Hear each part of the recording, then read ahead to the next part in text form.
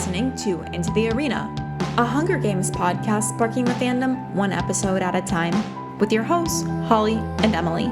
Special thanks for music by Sam Cushion.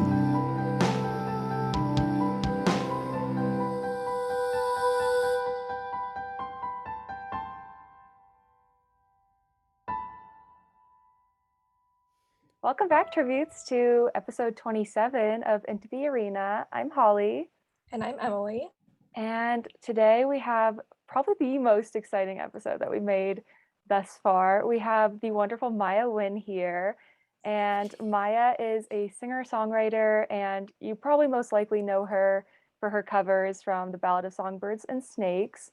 Right now, honestly, she is our Lucy Gray of the fandom until Lionsgate says anything else. Thank you so much for having me. I'm so honored to be here. You're like famous podcasters in this whole fandom. So I'm very excited to be here and be a part of this. You're both so beautiful and charming, and I just love it. I love your eyeshadow too. Like, thank you. I was going for like a rainbow look. A little Lucy like, Gray. I did this on purpose. Thanks for mentioning. But yeah, so before we jump into the episode, we have a few announcements. As always, we will be doing our trivia for October on October 23rd, probably around 11 a.m. Pacific, 2 p.m. Eastern. We are actually continuing Mockingjay Mondays next week. So no chapters this week, but they will be next Monday. And then, of course, follow Maiah at Maiah Wynne on YouTube, Instagram, Twitter, everything. And we'll link all her stuff. You'll find her. So before we jump into questions, longer questions, we wanted to do some rapid fire. We thought that would be pretty fun. So if you're ready, we can get into the rapid fire. Very important questions. Yes, so important. So favorite color, parentheses asking for PETA. Oh, okay. I mean, I do also like sunset orange, but I wouldn't say it's my favorite. I would say probably I like bold red and also like very soft hues of purples and blues. Like those are like the two sides of my personality, I feel like. Nice. Either like That's gorgeous bold, colors. yeah, or very soft hues of purples and blues. Yeah. Favorite Hunger Games book? Probably Catching Fire. Yes. Everyone. Catching Fire supremacy. Yeah. Favorite Hunger Games movie? I still feel like the first one was the strongest Yeah. for me, but I feel like that's tough. Yeah, I'm gonna go with the very first film was the best one. That's Awesome. That's It my is tough. They're all good. Yeah. Everything's good. Your favorite instrument to play? Piano. And favorite song of yours? Ooh, that's tough. I'm gonna say Out of the Dark. As far as my original songs, that's my favorite one. And favorite song that you did from Ballad? That one's tough. I feel like it's a tie between Sell You for a Song and Here's the Driven Snow. Emily, Those are my two favorites. Oh, thank you. Yes. Favorite Hunger Games ship? Ooh. Okay, so my friend Heidi and I always talk about how Joanna and Katniss would actually make a good pairing. Yes. Instead of, my like, goodness. balance You're not each other. wrong. Wow. Where have you been my whole life? Like, I've been advocating for this for years. Yeah, like we need to have Maiah on the podcast more often. Yeah. Favorite Hunger Games character? I mean, if you're counting Songbirds and Snakes, I mean, I love Lucy, but I think Prim, I relate the most to Prim, just in general, I think. So I'm gonna say Prim. That's cute. Saving the cat. Would you go back to Save the Cat? Oh, of course, yeah. 100%. Last for the rapid fire, Team PETA or Team Gale? PETA, between the two. Good. I have to. I was like, I do think I have to end the interview. Like, if get you out. said Gail. It's not gonna happen. But yeah, those were our fun, quick little rapid fire questions. Kind of ease us into things. But we posted last week questions for our followers to ask you. Some of these are from them, some of them are from us. So the first one is, how long have you been a fan of the Hunger Games? I feel like since they came out, so I was I was in middle school and the books came out around the same time as Twilight, and I just remember my friends and I sort of passing all of those books around between The Hunger Games and Twilight, and like I wasn't as into Twilight, but The Hunger Games was, I don't know, it just hooks you. It hooks you so immediately into the story, and like so pretty much since they came out when I was in middle school, I've been a fan of the Hunger Games. Yeah, so you read Twilight too? I tried. I Yeah. didn't. I read the first book, part of the way through, Oh my but I goodness. didn't. The writing didn't hook me as much. And my friend Rachel was super into the Twilight books. She had like all of them and would always tell me about them and stuff. So I got the lowdown from her. Oh, Maybe you yeah. gotta try again, like Twilight Renaissance. It's happening now. Yeah, I feel like maybe, yeah, I'll go back. Especially because I met Kristen Stewart and she's super sweet. What? Which is crazy, but like I feel like now that I have that experience, I gotta go back and read them.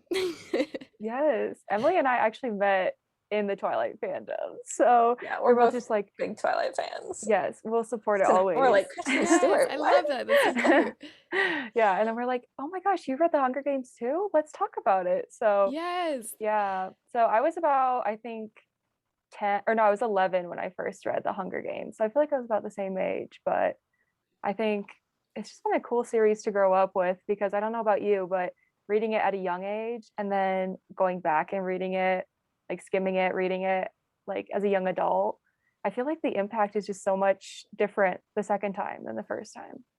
Yeah, I feel like there's so much nuance that you miss the first time, especially Mhm. because you're so just enthralled in the story and you're so focused on like, okay, what's gonna happen next, and then the next Miss time you read Lupita. it, yeah, you get Oh all my those little goodness. details and references that, and I feel like you understand it from a different perspective when you get older too, because you experience so much more of the metaphor of the book and society, and how much more it actually relates to our world than it might seem at first, you know?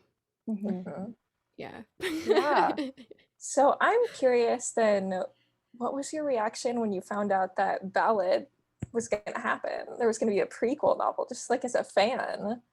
I was really excited. I mean, there's that nervousness that happens too, because I feel like there's so many times that people go back to series and it can be kind of disappointing sometimes too, because you have so much expectation for it.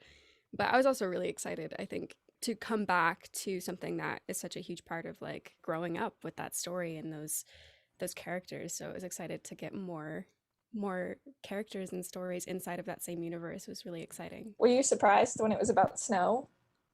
Yeah, I mean that's kind of a thing now though, I feel like, is villain origin stories. True. But I do Yes. feel like there's so much possibility and so many different characters that the book could have been about. So I feel like it's interesting that it was a little bit surprising, Mhm. especially to be in the perspective of that character. It's a little unsettling sometimes. A little bit, yeah. Sure. Definitely. And then poor Lucy Gray. Poor Lucy Gray. Yeah. And so you actually ended up publishing your first ballad song a week after the book came out. So my first question off of that is, how fast did you read the book? Did you just Really go right fast. through it? I Yeah. read it in like 2 days, 3 days. I was just mowing through it. Yeah, for real. And when did you know that you wanted to create your own like style of Lucy Gray and start doing all the songs and dressing up as her? Well, I had ideas for some of the songs as I was reading, but my my friend Heidi was also reading the book, and she was super frustrated, because she couldn't imagine any of the songs, and she's like, "This is so long and it Mm. makes no sense," and I'm so frustrated with this. And I was like, "Okay, well, I'll make this into a song for you." And that was the first one I did, was the Ballad of Lucy Gray that she performs on Love, the stage. love, that's my favorite. And so I just sat down and was like, "Okay, I'll make this for you." And then we were like, okay, we should post this, because I'm sure there's other people who are reading it and getting frustrated because they can't figure out what this could even possibly sound like as a song, or that it just is, it can be, yeah, it's hard to like get into that moment. And I've heard that the audiobook was also kind of awkward with the narrator doing the songs because he wouldn't really sing them. It was Yeah, he just sort just of this read them. awkward. And Yeah. also, I mean, it's Santino Fontana, which I don't know if you're familiar with him, but he's like a Broadway guy. It's Yeah. like, why didn't he sing it? Yeah, exactly. I don't know. I feel like he could have definitely like put some more oomph into it. Yeah. Something. That's so cool. And so, do you find yourself like relating a lot to Lucy Gray, or was it more just to help your friend out, or a mix of both? I definitely relate to Lucy Gray. I feel like she's a lot more confident in herself than I am though. Like Oh. she has so much I don't Mhm. know, like swagger, you know? She just has Uh-huh. that Does. confidence. I don't have that much confidence. I feel like maybe if I knew I was dying, maybe I would have more confidence. If I Yeah. was in her shoes more. But I definitely related to her character a lot. I mean, there's so many parallels between who she is as a person and who I am and the songwriting and all of that I really related to. And she's really smart, you know? Like I feel like people don't give her enough credit because she is really smart. I mean, she's a little bit sometimes almost as manipulative as Koryo is. So sometimes I didn't want to be like her, you know? It's like there's that little bit of a line of like, oh, she's a little bit calculated and she knows what she's doing, you know? She knows how to like play the crowd, she knows all of that stuff, but she seems like a really sweet person too, and you have to be smart if you're going to survive those situations. So, yeah, Mhm. I definitely related to her when I was reading a I Yeah. kind of wish we lot. had the book like from her perspective a little bit, or maybe like Yeah. alternating perspectives or something, Oh because my gosh, that would be so she's one of the great. characters that I really can't, like, sometimes I just don't understand her. Yeah, yeah, exactly. I feel like it would be really interesting to see some of those same scenes from her perspective. Even if you didn't get like a whole book, but at least like a few excerpts, if Suzanne Collins were to write a few of those scenes from her perspective, because I feel like, yeah, it would give you a lot more insight into her as a person. And I think it's just so different, like comparing the original trilogy where we're reading from Katniss's perspective and we know everything she wants to do. We have an idea. I mean, even if we weren't reading from her perspective, I feel like we would understand her character a lot more than Lucy Gray. Like her character is literally in the gray area. We have no idea. So, Exactly. And yeah. I feel like she and Koryo don't really actually have much in common at all. Hmm. Like, just as people, I think that they would kind of hate each other if Oh, they yeah. weren't in the situation that they were in. So I feel like it's really interesting. And I'd be curious to see if she actually ever really had feelings for him or not. You know, like it's sort of that, like I'm sure she did, but I Hmm. don't know if it was as simple as it looked from Koryo's perspective. You know, Yeah. I don't So, know. do It's you really think that interesting. Koryo had feelings for Lucy? Because that's a question we've been asking since we did our whole read along. Yeah. Did he ever really love her? I don't know if love is the right word, but I Hmm. think he had feelings for her, and I think ultimately that's what scared him more than anything.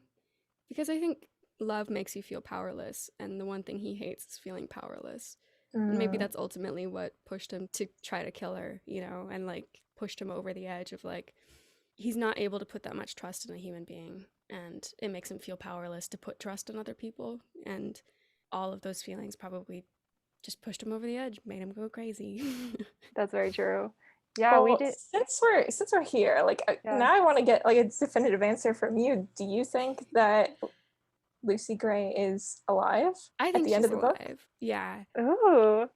I think he might have, Interesting. yeah, I think he might have got her, but I don't know that it was like a deadly shot. Like, I think she survived, at least for a little while longer. Yeah. I It's think, hard because yeah, like you have hope that she did make it. Holly yeah. and I think she's dead.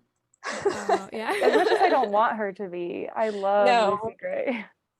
Well, it's interesting because if you listen to the original poem, like, she just disappears and nobody really knows what happens to her.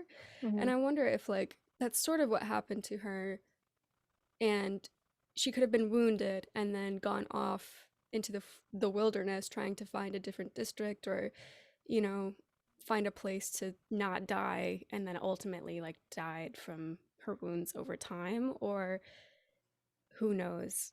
Or Hmm. I could also see the cubby like covering for her and knowing she was there, and her living in that cabin for a while, and them Oh. taking care of her and, you know, playing the part so people didn't know she was there. I don't know. it's interesting. I just love that Yeah. everybody has their own ideas about it too. I love that Suzanne doesn't, wrap that up in a nice little bow at the end. Yeah, it leaves a nice air of mystery. I feel like I hope that there's another book. My ideal would be that there would be another book. And what I think is that because it was sort of a half choice, he may have killed her, but it was sort of like a heat of the moment sort of fight or flight thing. Hmm. And I feel like it would be an interesting development of his character if he did kill her, but way more intentionally later. If he finds out she's still alive and comes back and then kills her, but it's way more intentional. Oh my gosh, what? Mic drop. Maya, you need to go work with Suzanne on this next book. I want to for read real. this book. That's awesome. I guess like the next question, like all the way back, we were talking about you creating the Ballad of Lucy Gray. What was the fandom reaction like for all of your songs? I guess starting with the first one. It's been amazing. I mean, I feel just so lucky that people liked the songs, and because I think, everybody has a different interpretation when they're reading the book of what those songs might sound like and what they imagine Lucy to look like and sound like, and I just feel so lucky that the overall response has been so positive and kind. Like, the Hunger Games fandom is one of the coolest groups of people I've ever met. Everybody's just so like loving and smart and creative, and that was like the first time I received fan art, Oh, and there's so many people that sent like different drawings and edits and fan pages. There's a group of women from Brazil who created a Maiah Wynne Brazil fan page, oh my and like gosh. I zoomed with them and it was really cool. And Oh, that's so yeah, I cool. got a letter and stuff in the mail from two girls in Poland, and they Wow. like translated their entire letter, and it was so surreal, and like I feel so special and lucky. And like before this, like I still am not very big on YouTube, but like especially before this, most of my fans were like middle-aged men.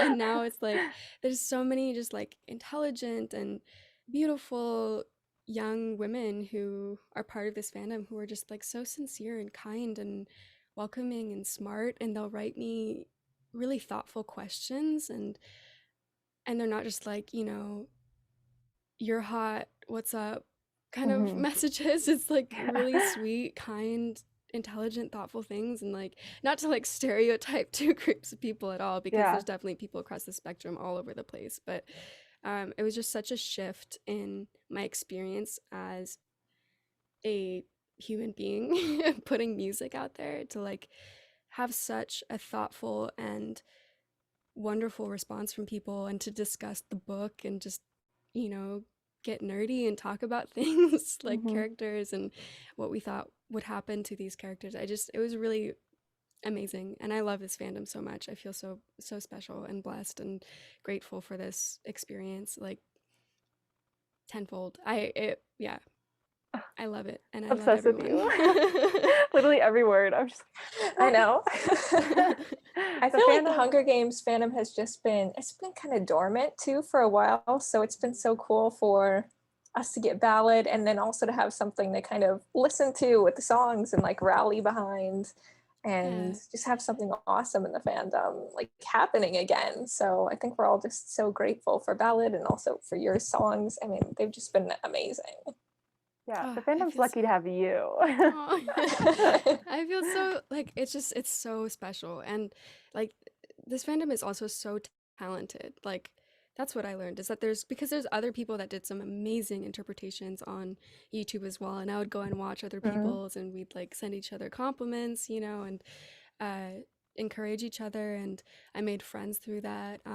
And just the amount of artwork and creative energy people put into their posts, and like I'm a part of so many of these different fan fandom pages that I didn't even know existed before this, because they would tag me in all of their posts as they would make them, and like it's just like it's opened up my world to this incredible group of people that it's, I mean, it's huge. It's so much bigger than I even realized it was until this really opened up my eyes to how big the fandom is, like, still, which is super exciting. I guess we kind of already answered this question. Like, at what point did you realize you wanted to create an interpretation for every song in the book? So we had the first one, and then at what point were you like, let's just keep going? I love Lucy. Like, let's Yeah, add I it mean, I on. had ideas for so many of them, and I think I wanted to put the first one out and then kind of see what the response was. I was nervous. I mean, it's the internet. You have no idea Yeah.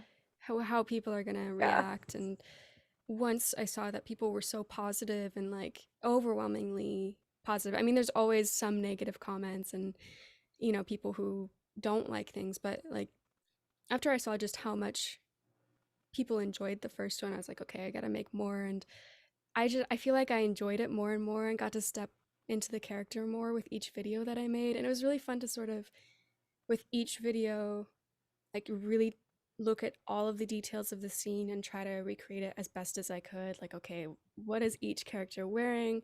What are all these little details? And how can we recreate it as best as we can, in quarantine with no Yeah. budget? I love your reaping one. That one is Thank so you. good. Mm. Like outfit and just the aesthetic, I feel like, of the whole thing, and how you're transitioning from kind of like more quiet to more enthusiastic about the song. Like Oh, thank it's you. so good. Thank you so much. That one was really hard. That's probably the hardest one for me because it was so, I feel like there's so many different ways to interpret that scene. and I feel like Mhm. so many of them feel awkward. I was like, okay, well, I'm going to make it more like a music video, like we're sort of in her head instead of like shouty So literal, acapella. yeah. Yeah, like, Mhm. which I think I'm really curious to see how they make that scene in the film. I feel like that's going to be the one that's either going to be really awkward or could be really cool. But it will be hard to pull off, I feel like, in a sincere way. Yeah. So I mean, that kind of answers my question about, I was curious which was like the hardest one to do. What was the one that came the most naturally? That's really tough. I feel like one of the fastest ones was the arrangement I did for the Valley song, which I didn't know was already a song when I did the arrangement for it. Like it's that old on top of spaghetti, all covered with cheese. It's that song. Mhm. It Which is? it is, which I didn't know. Which was shocking to me, but I didn't realize it till after I made my arrangement. I was like, I feel like this fits better for the scene anyway. But my arrangement for that one came really fast, and like I just picked up my guitar and I had this idea for it, and that one was super easy for me. The other one that was really hard was the hanging tree. That one Yeah. was the other like most challenging one for me, I feel like, because I wanted it to be like, I did a poll of what people wanted to hear from it. Did they want the original or something new or a mixture of them? And they wanted a mix, and that was really hard to Yeah. pull off. Was it intimidating to do the hanging tree and then also Deep in the Meadow because they have movie versions? Yeah, it was. I feel like, especially with those, I mean, people have, of course, are attached to those versions. I was surprised at how positive the response. I was ready for people to not like those ones as much because I thought that, I changed the hanging tree quite a bit. But for me, it's like a complete polar opposite emotional perspective. Like, Lucy's writing that song about running away, the possibility of running away with Billy, and Mhm. um who was like a former flame, and like the possibility of just like leaving all of this behind and never turning back. And that's kind of like a romantic, almost positive and dreamy thing. And then the thing that it turns into for Katniss is like a rallying cry. And so it's like two It's like this polar anthem. opposite sides. It's Yeah, it's huge. like, so trying to pull off something that felt like that moment for Lucy, but that could still turn into what it turned into for Katniss was really challenging. But I was really happy when I finally got it, but it was really hard. I was super frustrated for a long time because nothing felt right. Mhm. Well, that'd be really hard, like mixing something and then also creating your own parts to it. I would not be able to do that. Yeah, thank you. But Yeah. it kind of floats in between this like major minor Mhm. key. It's really weird. But I think it turned out I'm happy with how it turned out, but it took a lot of tries to get right. I love that there are so many interpretations of the Hanging Tree and Deep in the Meadow, just because one doesn't take away from the other. And I still go back to videos that people put together back in 2010 of like, this is what the Hanging Tree sounds like. Some of my favorite ones are older, like pre-movie. So I love it. I think you did an amazing job. Thank you. Yeah, and I totally agree. Like there's one that, I mean, there's so many interpretations of it that just, they all make sense for different reasons, and you can see why. That's what I love about music, is I feel like there's so many right ways to interpret it, There's I not love really that. a wrong answer, and depending on your perspective, it sort of puts you in a different place, like, oh, that's different, but I like it, and it makes sense. Yeah, I'm just like, the more Hunger Games content, the better. Yeah, exactly. Can you talk about your process behind Sell You for a Song? Because this is Emily's all-time favorite. I guess it's your favorite. I listen to it all the time. It's just like different and like kind of spooky, and I love it. I just like want to know everything about what went into that song. Thank you so much. I heard that was one of the ones that I actually, like, I had to put down the book because I was like, I keep hearing this idea in my head, and it was just a group of people singing that "I'll sell you for a song" part. Like, I kept hearing that in my head, and I was like, oh, that's spooky. I love it. Oh, sorry, my dog's in the background. Love it. What are you doing? Oh my gosh, we love animals on here. We love cats, dogs, everyone. Welcome. Yeah, we had a cat join our watch along for Mockingjay Part 1. Oh, that's so cute. It's great. But yeah, I think I love spooky music as well. I do haunting very well, and so when I get the chance to do something a little bit darker, I really enjoy it. And with that song, I really liked it because I was able to incorporate more of a group aesthetic to it, and just the idea of a whole group of people saying basically like "F you, you suck" in a song is great. And that's basically that moment. Like, they're also like, you betrayed us, and I don't think I've heard that in that genre of music before, of a group of, because I grew up, my grandpa plays the mandolin and the banjo, and so I've listened to a lot of bluegrass through him, and I have more like, I love dark indie music, so it's sort of the combination of those two things for me, of like very spooky but turning it into this song that could be interpreted by a more folky bluegrass band, and it turned out really cool, and that's one of my favorites too. I was so happy with how it turned out, and just the energy of it has such a distinct sound, and it turned out so similar to how I was hearing it in my head, and I was really happy with it, and I agree. So thank you. I'm so glad you liked that. I cannot read that part in the book. I'm like, oh, gotta pull up the Maiah Wynne version. Like, I gotta have it playing in the background while Snow is like going outside and it's all creepy.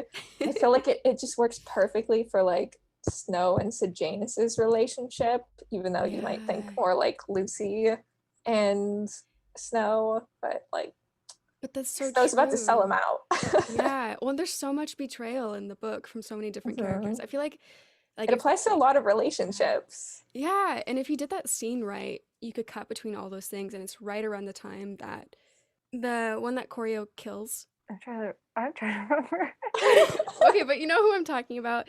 There's Yes. there's this death that happens right around the same time as that song, and it's like so cinematic. The mayor's daughter. Is that who we're talking about? Okay. Mayfair. Mayfair. There we Thank go. you. Thank you. I was like, My brain was like, we got there. what is her name? But I think if you filmed it right, and then you could have that cinematic song, and then cut to all these different, because there's so much different metaphor in that song for these different characters and that betrayal, and there's just, I have so many ideas, and such a good scene. So I can't wait to see that sequence in the movie. And I'm like, please put the Maiah Wynne version in the background. Like, did you audition? Like, can we please have you audition for? Oh my gosh, I would love to. That would be a dream. I don't think they would ask me to audition. I mean, I think I've read that they're going for a very different look than me, and I think that Also, well, I don't know. It's always hard to tell how young they're gonna cast teenagers. Sometimes they cast them so much older than they are anyway, so I Yeah. might not be out of the out of the ballpark, but who knows? Yeah, I Right, feel we're all like, that we would be like great. want Cody Fern for Snow, and he's like 32. Yeah, I could totally act across from Cody Fern. So I guess like a question off of your last one was, were you like reading when you first read Ballad and you read the songs, um, were you like reading them with like the music in your mind, or because like I have no musical thought process mind whatsoever. So when I Yeah, was just earlier when skimming you were through like, it, oh, I'm writing these for people who couldn't imagine, I'm like, yeah, that's us. Holly. I literally skimmed Yeah. through them. So Yeah, I'm well, there's curious. some that I couldn't imagine right away. Like it took some Mhm, time to like, what? How did mhm. how would this work? Because a lot of them aren't really structured like songs. Like songs usually you have like a chorus that repeats, but there's a lot of songs that I could hear when I was writing, and I have a lot of recordings on my phone that I just like I would pull out my phone and like hum something and it's so silly sounding and I'm like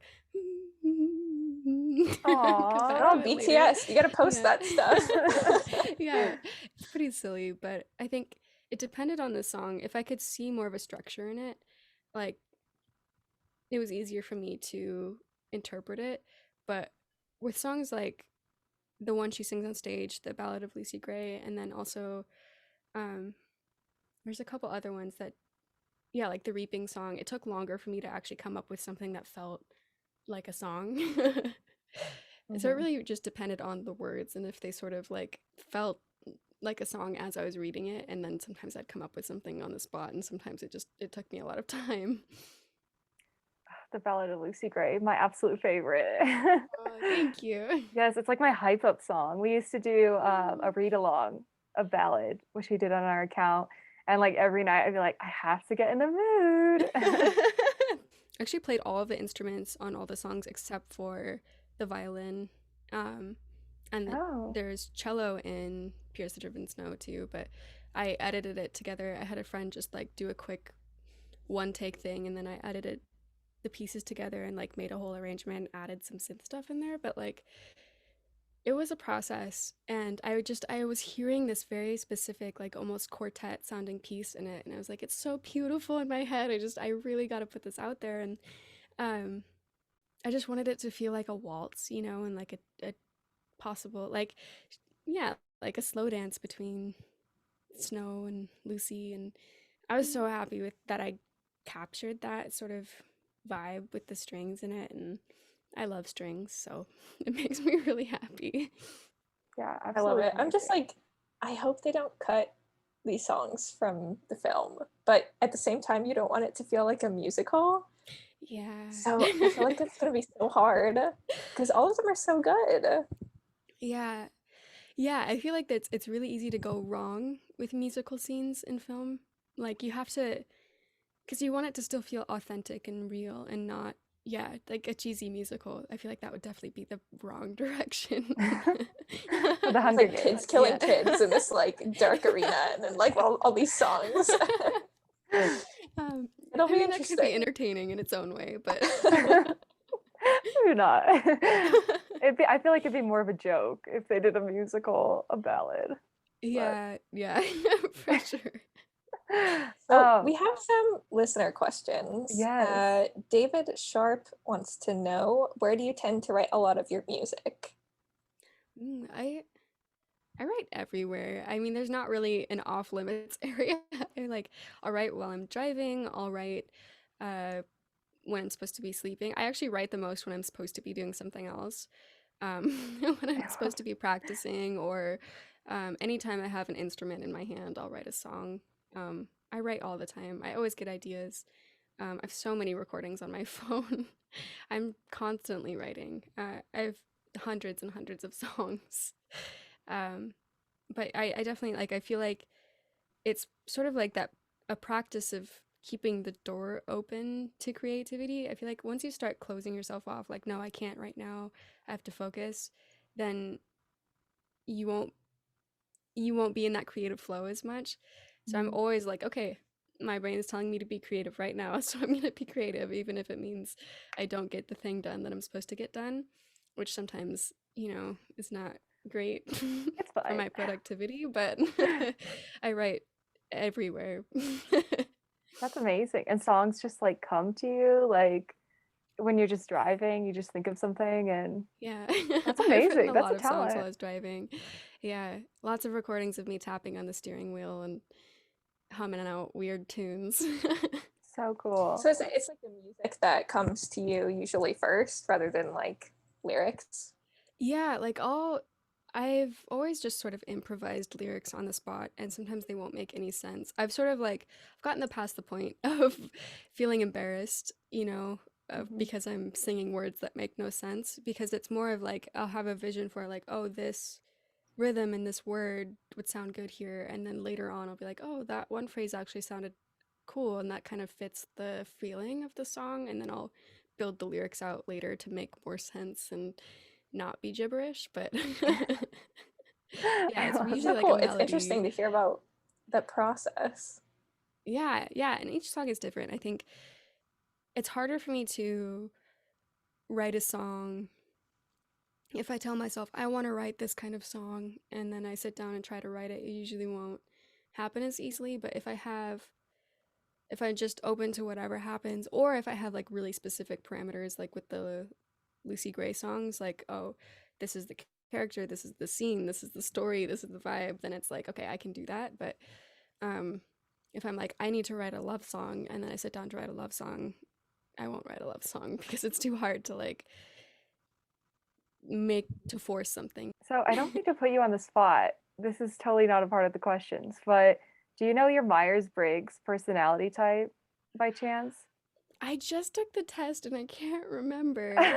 Because I'm just so curious to know, like, you're talking like about creativity and music and how you create songs, and I just thought it would be like really interesting to know. Yeah, shoot, I don't Isn't remember there what one it that's was. like the entertainer? Yeah, but I don't think that's what I got. I think I Yeah, got because like, that's an extrovert also. So yeah, would I you was say you're right an on the extrovert or an edge. introvert? I was right in between, but I think I slightly edged more towards introvert, Mhm. um, which was interesting because I feel more extroverted when I'm on stage, but then when I'm talking to people, I feel super introverted and like self-conscious and awkward. Yeah, It's sort of like gotcha. it's sort of like a balance between the two. And I really was like right in between introverted and extroverted. So I can't remember exactly. I think it was like I don't even remember. Definitely an N. I'm gonna say N. I And Yeah, am I F. am F. FP, Yeah, aka that me. Are sounds you right. me? That's right. Are you me? Hello. That's So it's so just the funny. introverted version of PETA. Yeah. Exactly. Fun fact. Oh, I mean that kind of makes sense. I mean, I like artistic side and like don't like to murder people, so Same, same. That's a yeah. big part of the test. One of the Yeah. questions, do you like to learn over Are you people? PETA or are you Gail? Yeah, exactly. I love that. But the original Pet Squad, sorry, we don't know their name, their I Instagram know. handle. Do you have any advice for creating songs and arrangements? And one of our listeners, Jessica Cruz, said that you came up with the perfect melodies and kind of wants to know Oh, how you do that. that's super sweet. I think okay, so well, as far as the first one, I think my advice would be music is sort of like a second language, and really there's only like 12 notes. That's it. We have millions of songs, and there's only that many notes. And it really, what it is that you get familiar with those notes in that language, and it's sort of like writing poetry, like the more you do it, the easier it is to find that missing puzzle piece of like, oh, this is the word that I need right here, and that conveys the emotion that I want to convey. And writing music is really similar. Is like, oh, this is the chord that conveys that feeling that I want to convey, and this is the melody, and um, you start hearing patterns, and it becomes easier to find the puzzle pieces that fit the thing that you want to put together, and sort of like Legos, like there's different blocks and different pieces, and the way different people put them together, they create beautiful things, but it's all different, and it's really about getting familiar with the pieces, and the more familiar you are with them, the easier it is to put them together in a way that conveys what you want to convey, if that makes sense. Yeah, that's perfect. Thank you. Yeah. And thank you for thinking I came up with good melodies. I think I still listen to some of them and like, oh well, this could have been better this way, or this could have been different. And like Reaping Song is actually one of them that I think about a lot, of like there's so many different ways to interpret it that I think would have been really great. You know, you could have done something, I could have done something that was more like a hard rock song and more aggressive, and so many of these songs could have been done differently, and I listened to other people's arrangements, and I think, yeah, just the same things. Like there's no right answer. It's whatever you are hearing in your head that feels right, you know, and there's no wrong answer when it comes to music. I think do what feels right for you. I love that. If I was a singer, you know, this would be very beneficial for me. The last thing I could ever be. Oh, I bet you're a beautiful singer. Thanks. I think so. In the car when I'm by Go, Holly. myself. Yeah. Let's hear it. Yeah. So I guess what has been just like your favorite part of doing these songs for Ballad? I think my favorite part was actually how it changed me as a performer. Like I said, I'm a lot less confident than Lucy Gray is, especially doing like Crawling to You and sort of forcing myself out of my own comfort zone, because it was a different character, and sort of getting into that character helped me a lot and helped me to sort of step out of my comfort zone and have a little bit more sass and a little bit more confidence. And I think that was one of my favorite parts about it, was sort of imagining myself as a more confident me. And it really did. It had like kind of a profound effect on me and my own confidence, and I feel more comfortable moving on stage. Like before this, like I would hide behind all my instruments. I still do sometimes, but like I'm very stiff on stage because I'm like, okay, well, I'm not gonna move because I have all these instruments. And you know, now it's like, okay, well, maybe I can not be playing 5 instruments at once and just like move around a little, have a little bit more stage presence, make eye contact with people, smile, you know, like all of those things that are so intimidating sometimes. And I think that was actually my favorite part of the whole process. We love you as Lucy Gray, so. Thank you. But off the topic of Lucy Gray, I guess kind of closing things out, what are you personally working on right now? And what's coming up next for you? We want to promote this to all our fans, so we don't want to just be Lucy Gray fans. We want to be Maiah fans. Well, that's a great question. I actually am about to release another song from the book. I have it recorded. I did the Wordsworth poem that Maud Ivory sings about Lucy Gray. Oh. Yeah, and so I'm about to release that, and I'm excited for it. And Whoa. I did I'm a so cover. excited. I know. Yeah, everyone. I'm like, enough about like Lucy Gray, but I'm like, more about Lucy Gray. But I did a cover of Safe and Sound, and I'll be Stop. posting that too. Oh, I'm gonna die. So lots of new Hunger content. Games stuff was done, so I know. pumped. I'm like psych. But I'm working on my own record, and I'm collaborating on kind of on almost like alt rock pop record called Envy of None, so that like if you're into heavier, darker stuff, I'll be doing that. But I'll also have my own record that's coming out that's I'm super excited for. I've got some songs on there that are really close to my heart, and I'm excited for that. And I think I'm gonna start a Patreon too, to like put some of my Yeah. little song babies out there before they're like perfect. Sign me And so up. people can hear the demos and see things before other people, and we'll start a little club. Yeah. Yeah, I'm excited. I did get an email from Lionsgate, or I guess their legal team. It's not good news. Oh. It's actually bad news. Oh. And they're like, we want you to take down all your Lucy Gray videos. And I was like, no. At first they were like, you know, you're infringing on our copyright with the image of the book and using quote the Ballad of Songbirds and Snakes. So I was like, okay, well, maybe they'll work with me if I just take out that from all of the titles and sort of take the image of the book out of the thumbnails. So I did that for all of the videos and tried to like, I put like a disclaimer that this is a fan cover, and I don't own the lyrics and all this stuff, but they're like, no, it's not enough. They didn't even want me to use like hashtags. They didn't want me to like post on TikTok. They were like super picky. And I just felt so targeted. Like, what the hell? Okay. It's not just you. Like, Lionsgate has always been like this. I don't know why they want to It's crush felt the so hype. aggressive. But Yes, exactly. always- That's what you're they always doing is do.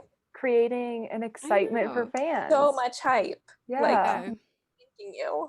I will Yeah, be and writing yeah. Lionsgate a very strongly worded email Yeah, after I this. know. So I have a video that's like me talking about what's going on because it really crushed me. I was No, super seriously. sad. And I made a video and I was like, okay, I tried really hard. I wrote them like 3 emails. I was like, okay, I'm doing all these things. Maybe you can work with me.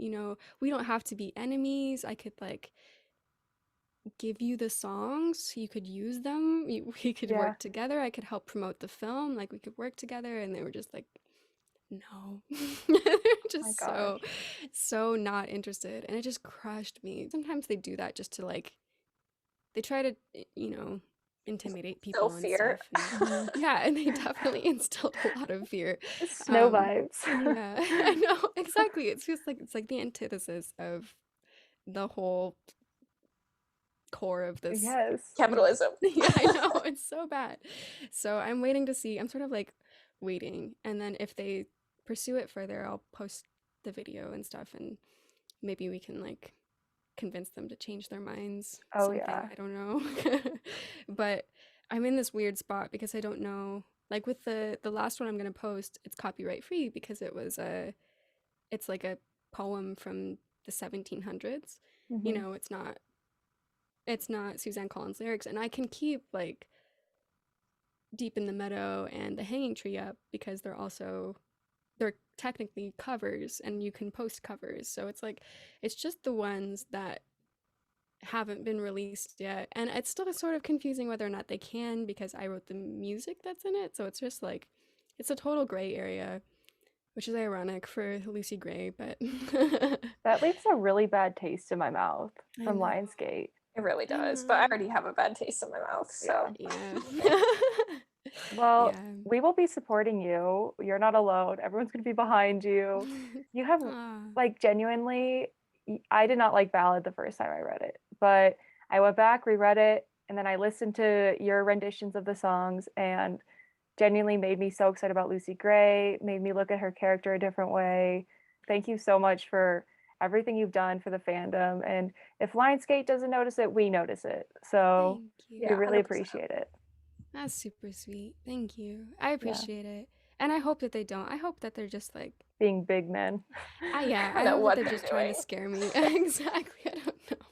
Yeah. Yeah. We'll write new lyrics. Exactly. Just look up synonyms of every single word. Slightly alter it, and then Yeah. we'll need your like gibberish to come into it, like you're Yeah, just driving the perfect. car. But yeah, Perfect. I love it. Well, thank you so much from the bottom of our Yeah. hearts for being on this episode. It means so much to us. It means so much to our followers, our fans, your fans. We really appreciate you, and we cannot wait for all the other stuff that you're going to put out. Yeah, all Thank that's to you. come. Yes. You're both just so lovely and wonderful and smart and charismatic and great. So thank you for having me. A fellow INFP, most likely, Yeah. and a Johanna Katniss shipper. Perfect. Yes, yes, yes. But yes, so thank you everyone for listening. Thanks, Maiah, for joining us. Again, check out Maiah on all our social medias. We'll be linking them down below. Maiah Wynne, and we'll see you all next time. See ya. Bye. Bye.